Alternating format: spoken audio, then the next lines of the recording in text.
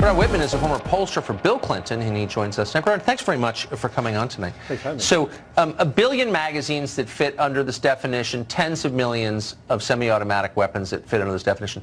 What would it look like if the government tried to take those by force from law-abiding Americans? Well, I've got some good news for you, Tucker. I don't think you have to worry about Beto O'Rourke becoming president, so that is unlikely to happen. Right. I think what's fascinating in the whole debate is nothing seems to unite Americans more today than support for universal background checks. 9 in 10 Americans support background checks. 9 in 10 Republicans support background checks. The president supports background checks. The problem is that he is too weak or afraid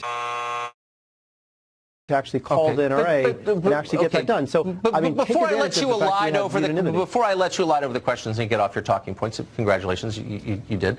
I have to press you a little bit because it's not, and Beto O'Rourke obviously is a footnote and a completely mediocre, irrelevant character.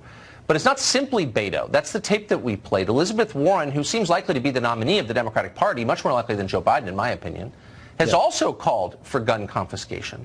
So this is what you're calling for is civil war. What you're calling for is an incitement to violence, is something that I wouldn't want to live here when that happened, would you? To be clear, I'm not calling for that. I would support confiscation only in the context of red flag laws.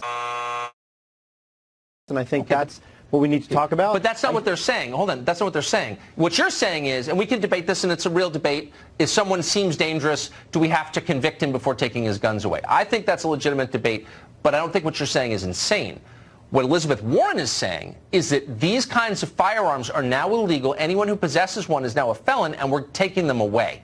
Well, let's look What would happen to our nation if you tried to do that? Seriously. But I don't know the answer to that, but I do know the answer to this. Look at what Walmart did today. Walmart said that they are no longer going to sell ammunition for handguns, no longer going to sell ammunition for assault rifles, and no longer going to allow people to carry guns openly in their stores.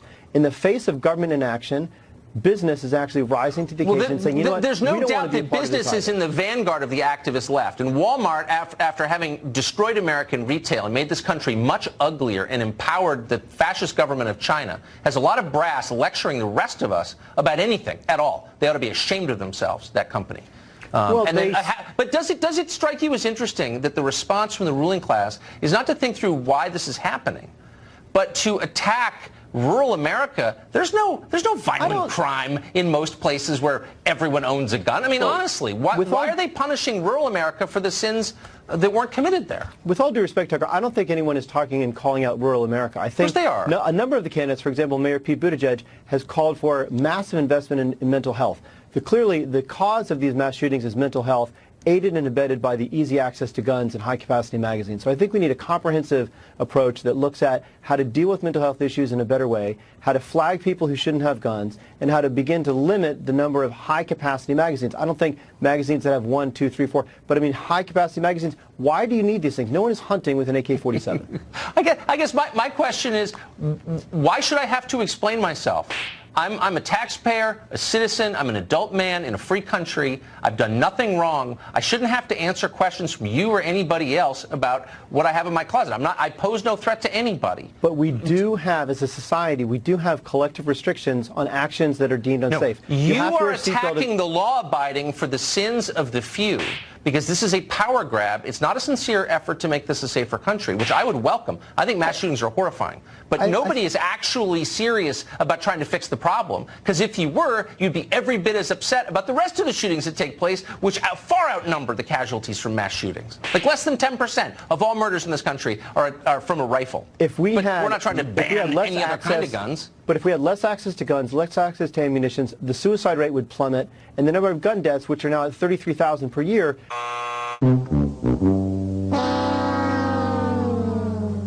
would decrease. I mean, 93 people are killed every single day by guns. 7 kids are killed every day. Are you against 50 suicide women are killed every month Really? Because by I their thought partners. the left supported suicide.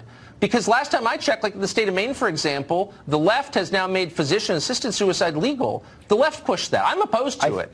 But so you for or against suicide? I'm kind of losing track on this question. I personally am against suicide, but I think physician-assisted suicide is something that should be between the doctor and the patient. But you shouldn't be allowed to do it yourself. Oh, I get it. You got to take my guns away because of suicide, but meanwhile you're making suicide legal. But to be clear, Tucker, I don't want to take your guns away. Just too much. All right, yeah. I think I think people who are mentally unstable should not have access to guns, and I think if we Okay, had fewer I agree with assault you weapons there. on the street, I mean, I actually believe that we should put an assault weapons ban back on because these weapons are not used for hunting. I mean, come on, nobody goes and shoots a deer with an AK-47. It didn't affect the crime rate, so obviously there's another agenda here. But thank you very much for coming on. Thank you, Tucker.